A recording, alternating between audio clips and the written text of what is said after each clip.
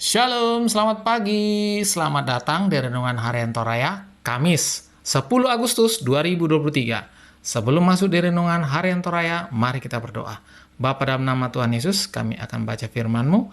Biarlah firman-Mu ini tetap tinggal di hati kami dan kami lakukan setiap hari. Di dalam nama Tuhan Yesus, haleluya, amin. Pembacaan kita terdapat pada Mazmur 28 ayat 1 sampai 5. Mazmur 28 ayat 1 sampai 5. Tuhan, perisaiku. Dari Daud kepadamu, ya Tuhan, gunung batuku, aku berseru.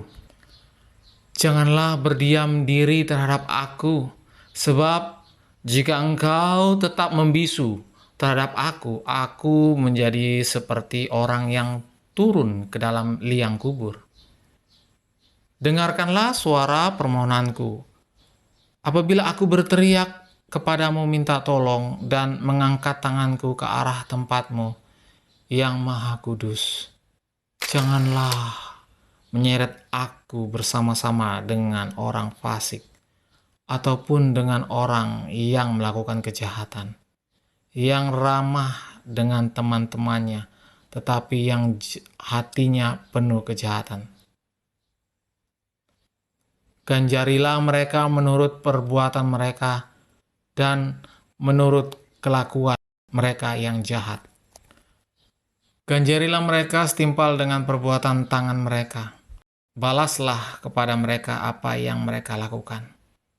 Karena mereka tidak mengindahkan pekerjaan Tuhan dan perbuatan tangannya, Ia akan menjatuhkan mereka dan tidak membangunkan mereka lagi.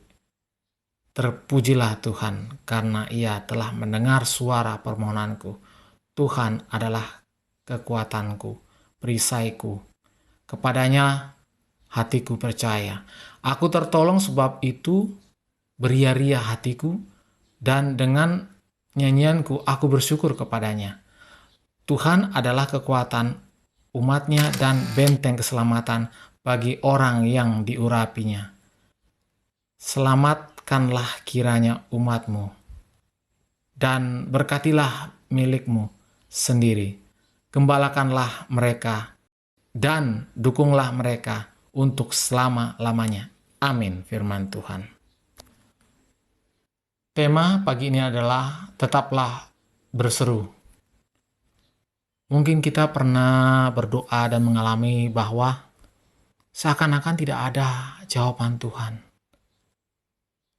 Bagaikan orang yang datang bertamu di suatu rumah, lalu mengetok pintu, tetapi tidak seorang pun yang menyapa dan membuka pintu.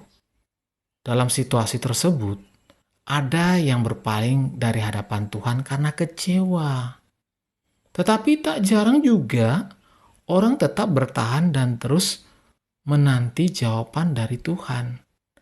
Keadaan yang sama dialami Daud seperti yang diungkapkan dalam bacaan ini. Daud berteriak pada Tuhan, memohon pertolongannya. Ia berseru kepada Tuhan,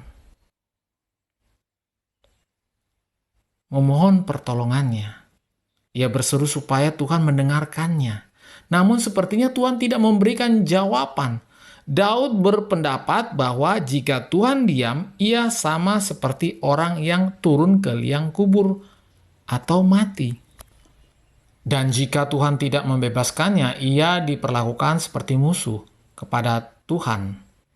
Ia meminta bantuan dan perlindungan menghadapi musuh yang berusaha mencelakakan atau memalingkan dia dari hadapan Tuhan.